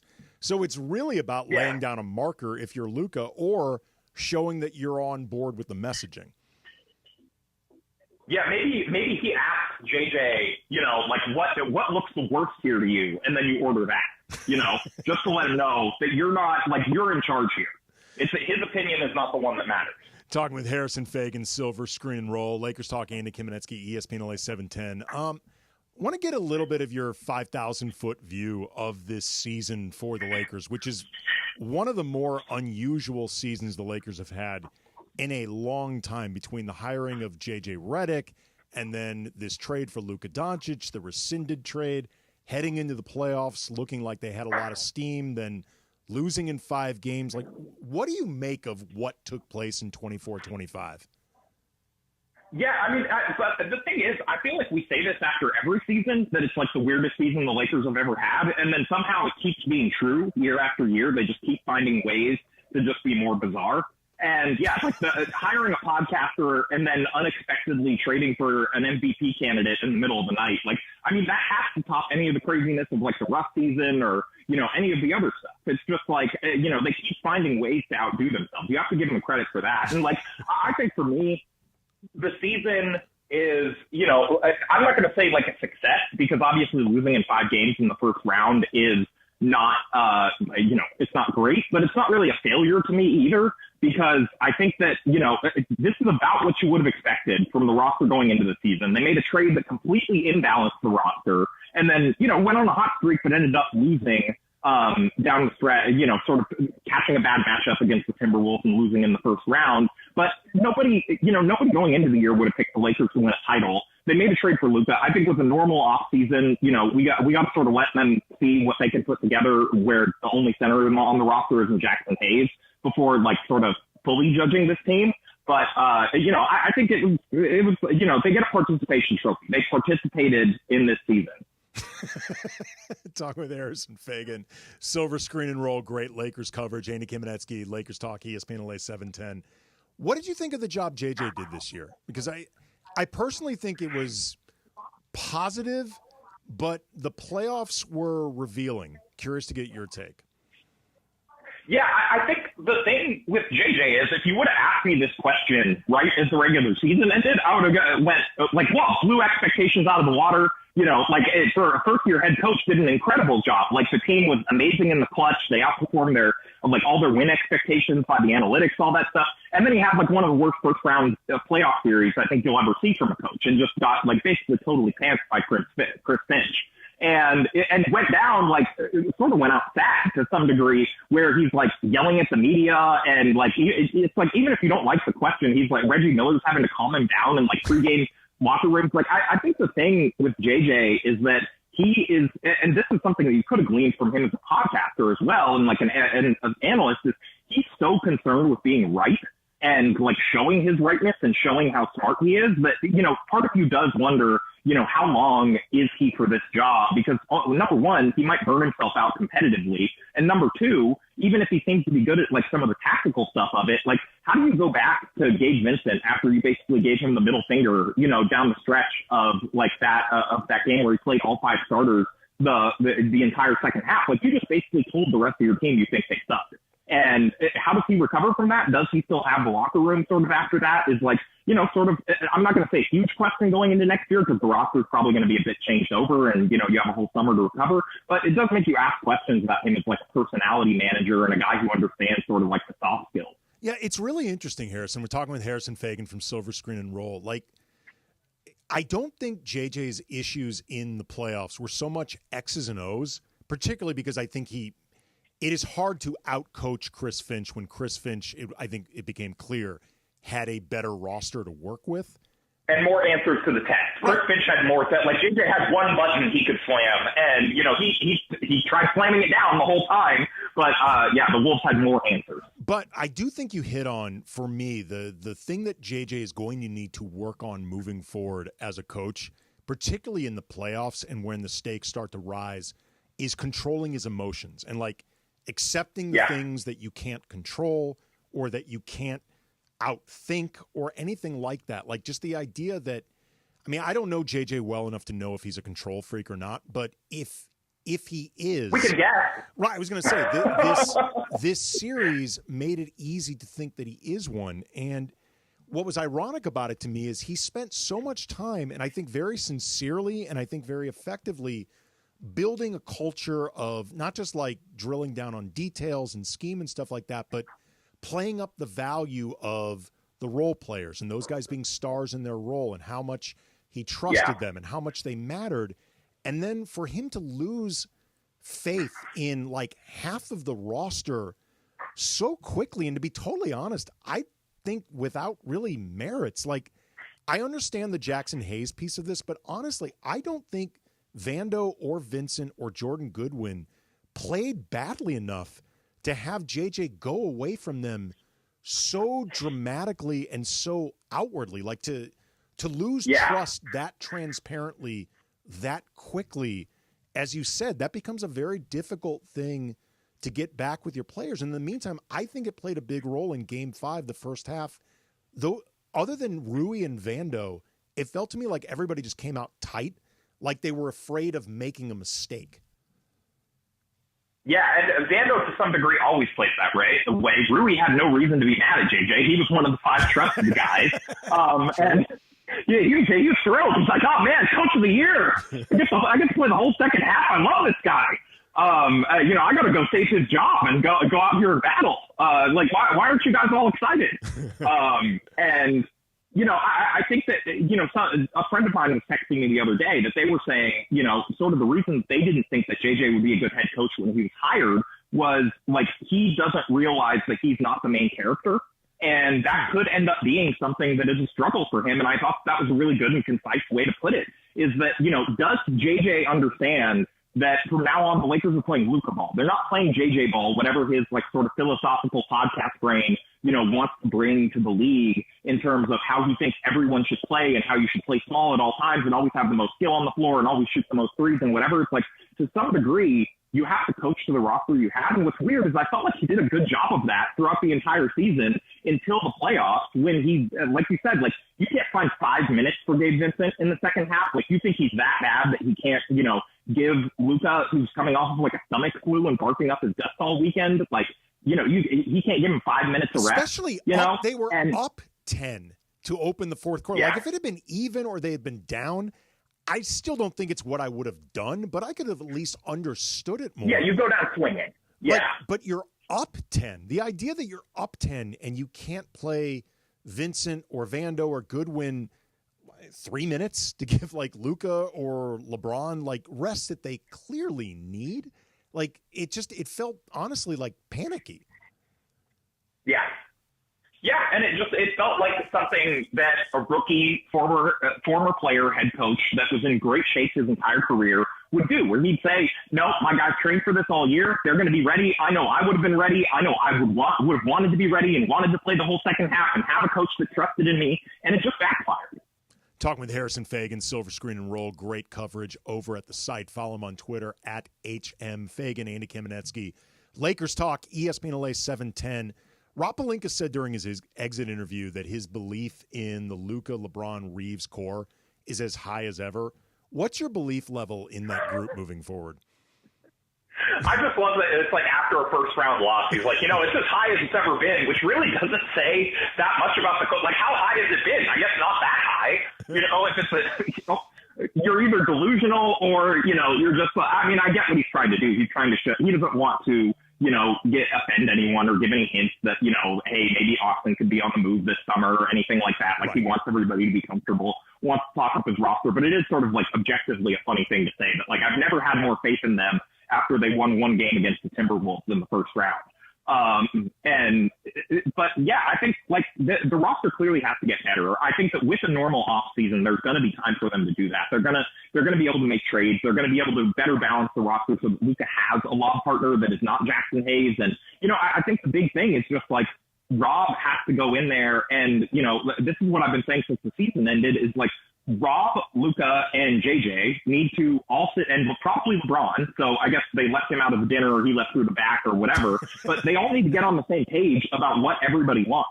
And it's like, you have to go in there and have a conversation, where you say, hey, okay, it's just these four people. It's all of us in the room right now. What do each of us need and how do each of us want to play and how do each of us want to build this roster? Because if Luka's saying, oh, I want you to go get Clint Capella or whatever, just to make up a lob-throwing center, and JJ is like, well, I don't trust that guy. I won't play him in the playoffs. Then you need to know that now instead of trying to build your roster with multiple visions in mind. Speaking of center, that's something that Rob Pelinka said during his exit interview. It would be the number one priority of the offseason. And before we maybe even get into some names other than, say, Clint Capella, I heard a recent episode of the Lakers Lounge podcast with you, Anthony Irwin, Raj Chipaloo, all friends of the show. And paraphrasing you a little bit, I hope correctly enough, you expressed some concern about JJ's willingness or desire to play center's big minutes. And I think to some degree, the counter argument would be we've only seen JJ either with an all-NBA elite center like Anthony Davis or guys like Jackson Hayes, Koloko, Trey Jemison, Alex Len, like somewhere between backup center to fringe NBA player. Yeah. We've never seen JJ work with a center somewhere in the middle. What do you think his instincts are in terms of just using a center like that, someone who's good but not great, and like what he'd be willing to do with that player?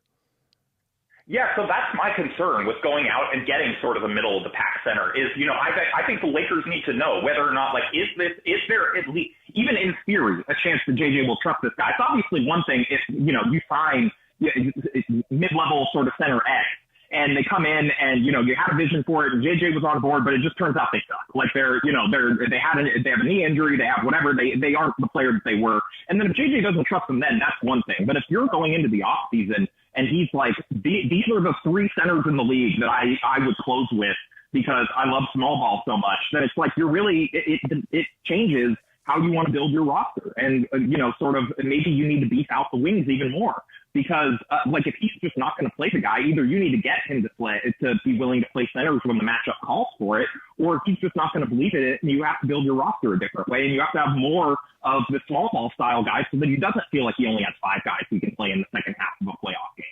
Is there anybody in mind that you have for center options, realistically speaking, whether through trade or free agency?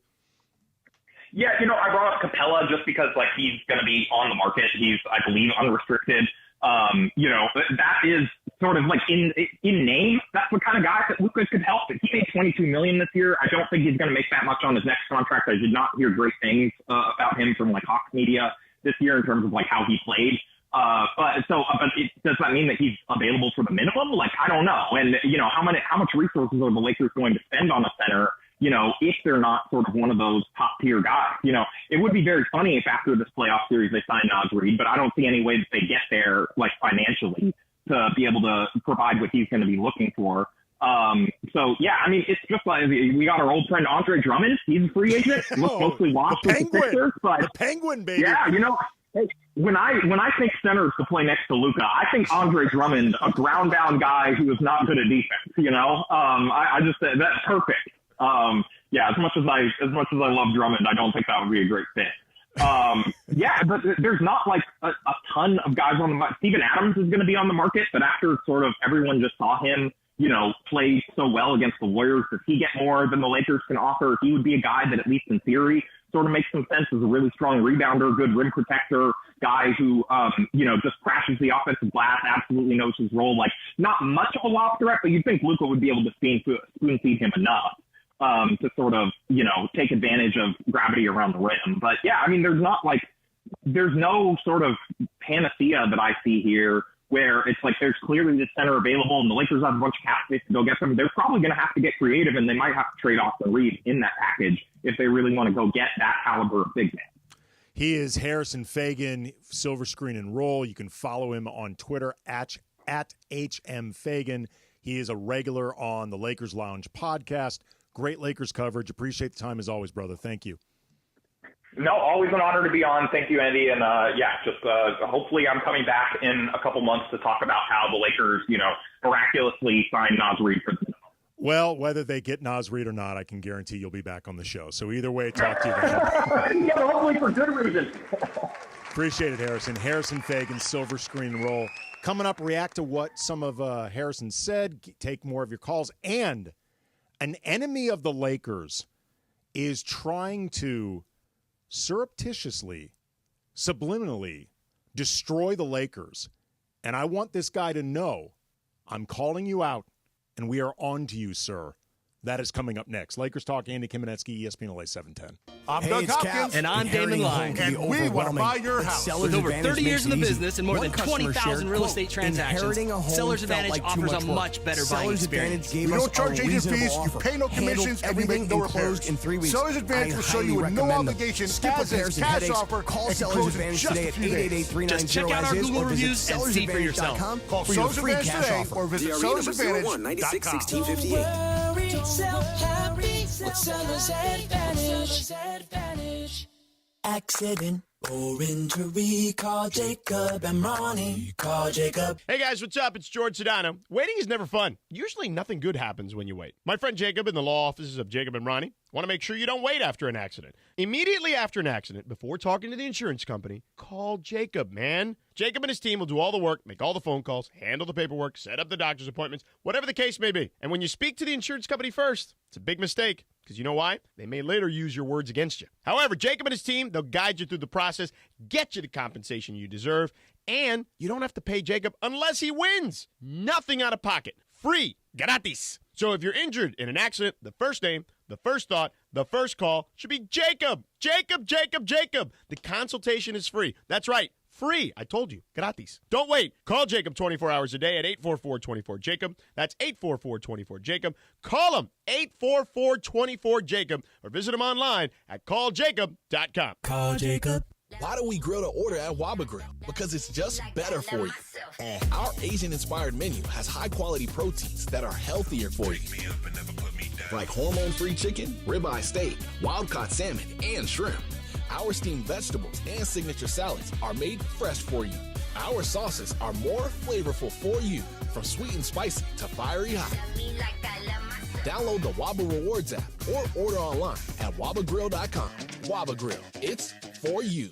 Individuals and businesses with tax problems, listen carefully. Do you feel like you're losing control of your finances? If you owe over $10,000 in back taxes or have unfiled tax returns, we can help you take back control. The IRS is the largest and most aggressive collection agency in the world, and they can seize your bank accounts, garnish your paycheck, close your business, and file criminal charges. Take control of your tax problem now by calling the experts at U.S. Tax Shield and take advantage of the Fresh Start program and new laws that may allow us to negotiate a settlement for the lowest amount possible. Our team of tax attorneys and enrolled agents can stop collections and get you protected so you can take control of your financial future. U.S. Tax Shield offers a price protection guaranteed quote to get you protected today. U.S. Tax Shield is A+ rated with the Better Business Bureau, so call now. 800-687-5192. That's 800-687-5192. U.S. Tax Shield. 800-687-5192.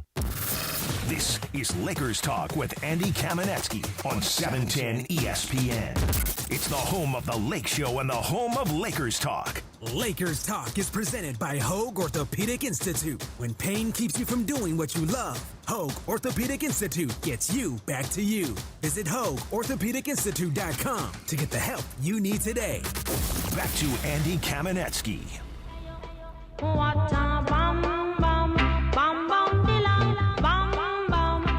Thanks again to Harrison Fagan from Silver Screen and Roll.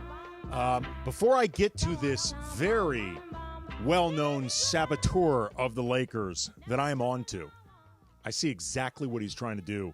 Want to talk to Donald in Cerritos. You're on Lakers Talk with Andy Kamenetsky. What's up, Donald?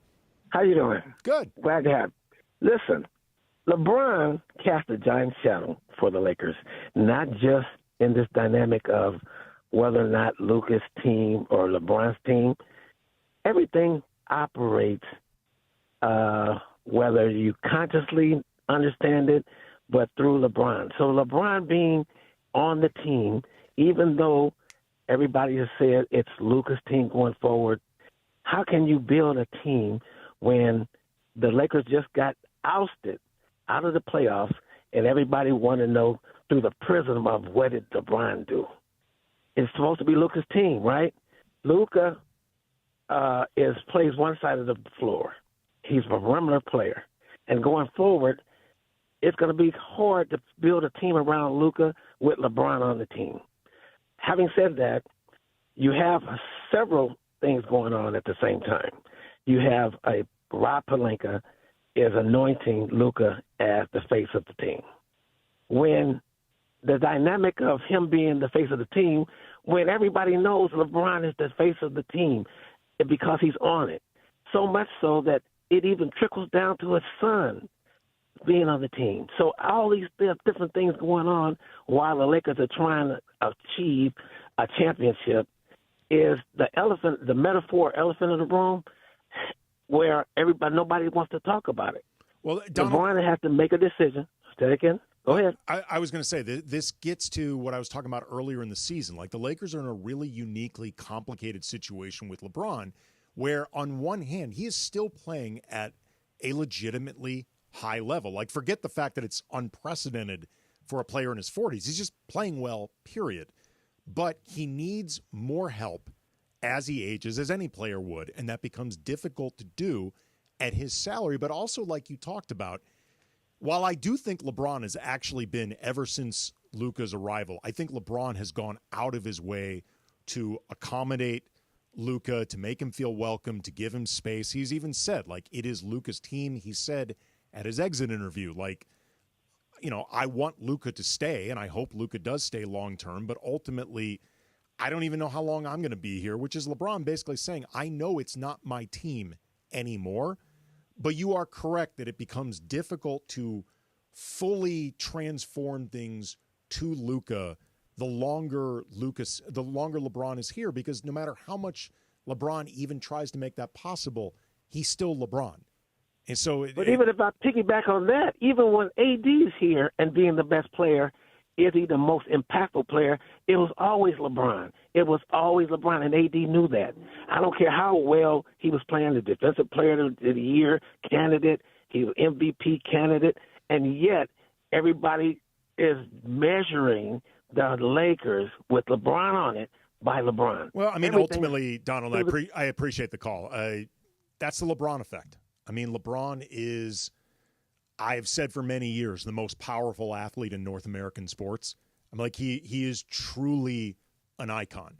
Like, forget GOAT conversations, forget all of that stuff. Like, I think those debates are boring. But there is no question LeBron is one of the true icons in sports. He is one of the greatest athletes of all time.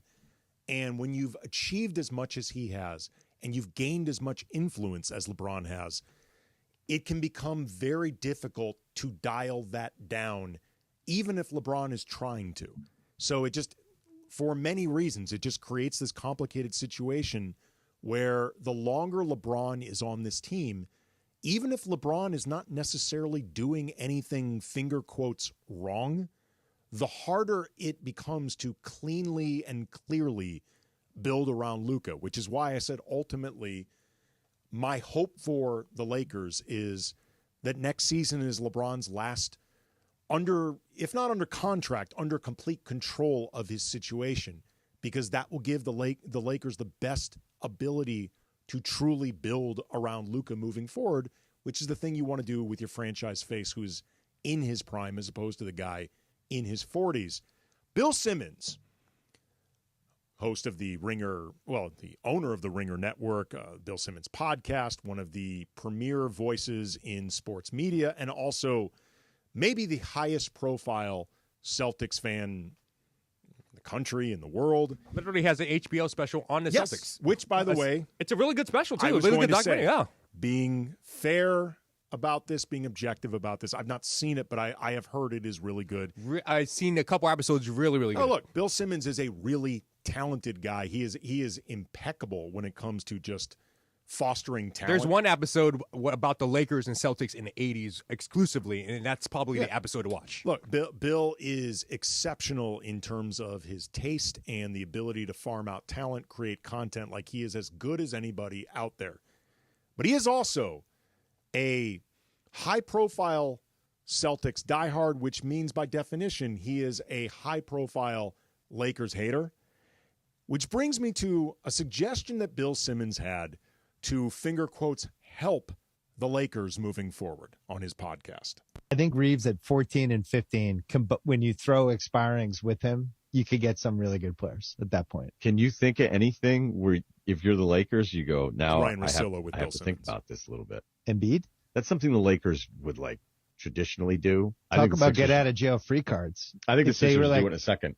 We'll give you all of our expirings and a first, and we'll get you out of the Joel Embiid business. Here's your get out of jail free card right now. You don't have to deal with them anymore. I heard Embiid was available at the trade deadline. It'd be irresponsible to not even ask. Yeah, Come on. You think it's surprising that Daryl would potentially float the idea? I just hadn't heard that. You do? I was excited about the info. Yeah, so, all right, that's my favorite Lakers move. All their expirings and 2 first-round picks, and they get Embiid. And Philly so just not gets, Reeves. Reeves isn't in it. Oh, Reeves isn't in it. He's not in it. You don't even get Reeves. We don't know if Embiid's ever playing again. I'm like, I'll take Embiid. You can have one of our first-round picks, and here's some bunch of expirings. Okay, you know why that is Bill Simmons' favorite move for the Lakers? Because it is an absolutely stupid move for the Lakers. It is something that could potentially... Hey, I see his point. No, this is a move that could potentially cripple the Lakers. And Bill suggesting this without including Austin Reeves, that's supposed to make it better for the Lakers. Like, oh, look, the Lakers have the Sixers over the barrel. Bill said the unspoken part out loud, which is this is Philadelphia's get out of jail free card, which means by definition, the Lakers would be entering jail with this deal. Yeah, but if you look at the upside is crazy upside, but I get what you're trying to say. The downside is it's a huge swing. Joel Embiid has played 58 games over the last 2 seasons. He is 31 years old. He is not aging well. He is owed $243 million through 28-29. And I bring all this up. The reason I bring all of this up, other than just to say, Bill Simmons, I'm on to you. I see what you're doing. I see through this. This is a prime example of stupidity that the Lakers need to avoid. This offseason, next offseason, this is the big man version of the Russell Westbrook move. And I know when Joel Embiid is healthy, he is an MVP level player. When is the last time he has been healthy? The MVP season of 2 seasons ago. I'm sorry, John Ireland wants to say something. Star effing driven talent. You already got 1 star in Luka Doncic. Find another star that's actually going to be on the court. There's a difference. Star effing driven talent. What John is talking about there is just stars being defined by names. I believe John talked about it. He talked about it in crosstalk with Sedano about. Let me guess, John was all over it. All over it. I go back and yes, listen of to the tape. course. Oh, that is catnip to John Ireland. Yes, it is. Oh, yes. Let's find Star effing driven town. Find this before the show. I guarantee John was all over that. It is such a terrible idea. Like you are rolling the dice on everything coming together. Forget, by the way, the injury concerns and conditioning concerns that Laker fans will have on their best day about Luka, the guy that everything is going to be centered around moving forward. You want to bring in a guy that is going to be in his final year with his player option, final year, $70 million a season? You want to bring in that guy who, again, has played 58 games over the last 2 seasons. He just had knee surgery for like the 50th time or whatever. Like it is, and I love Embiid. Like if Embiid can play, I love him on the court. He can never play. That is the type of... We don't know yet.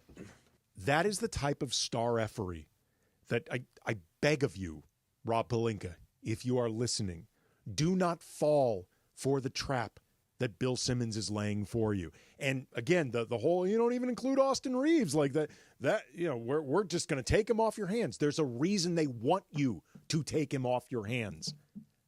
Don't do it.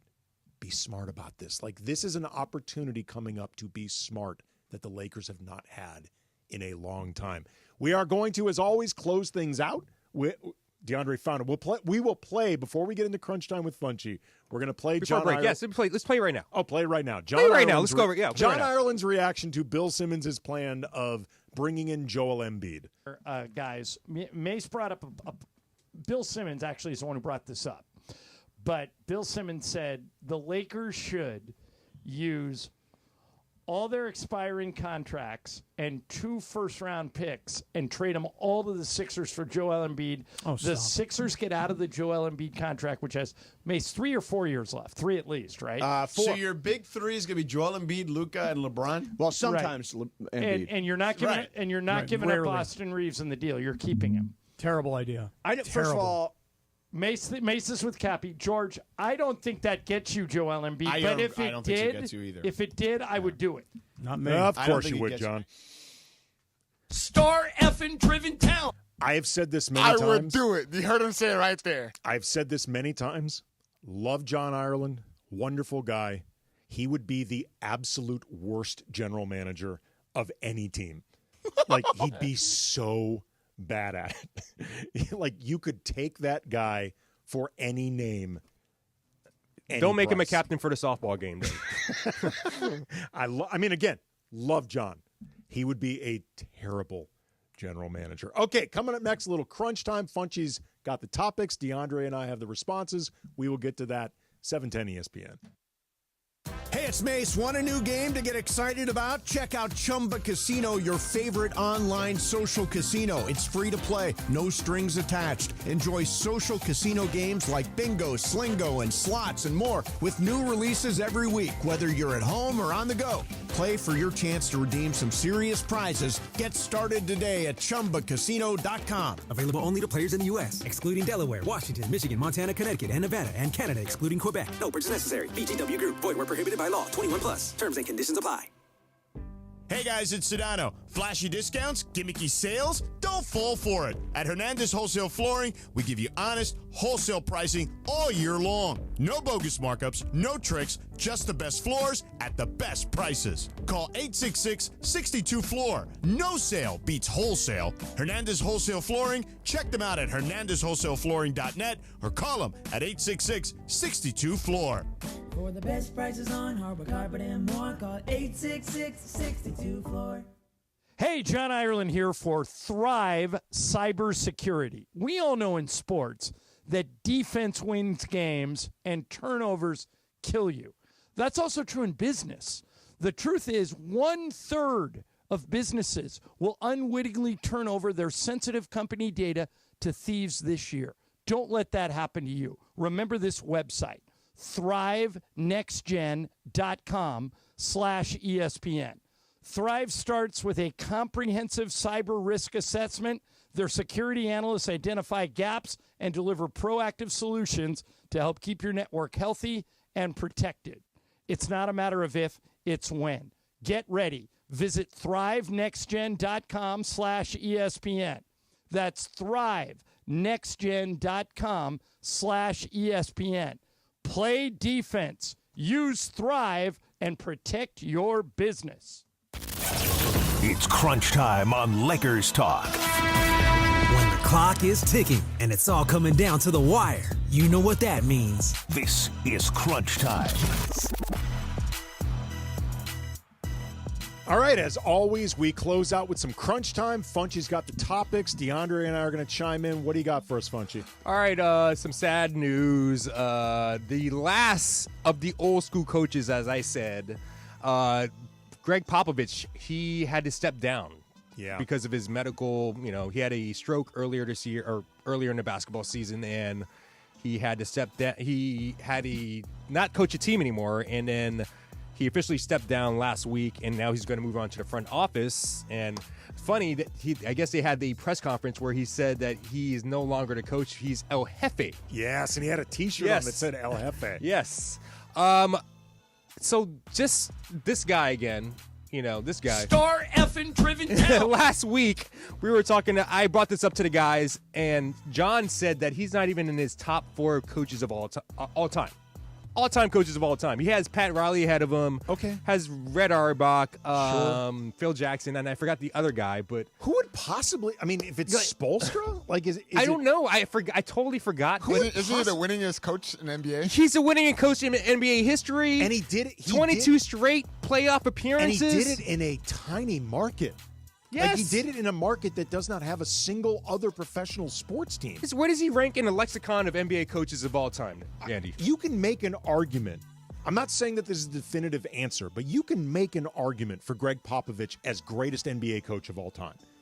Like, you really can. Like, I know, and I'm guessing without having heard the championships, too. I mean, that hurts him. Right. I'm sure John would bring up Phil, like, more rings versus Pop, like... Star effing driven town. But, I mean, Phil Jackson also... and Phil was obviously a great coach, but Phil's run included Michael Jordan, Shaq in his prime, Kobe in his prime, Scottie Pippen, like, prime Dennis Rodman.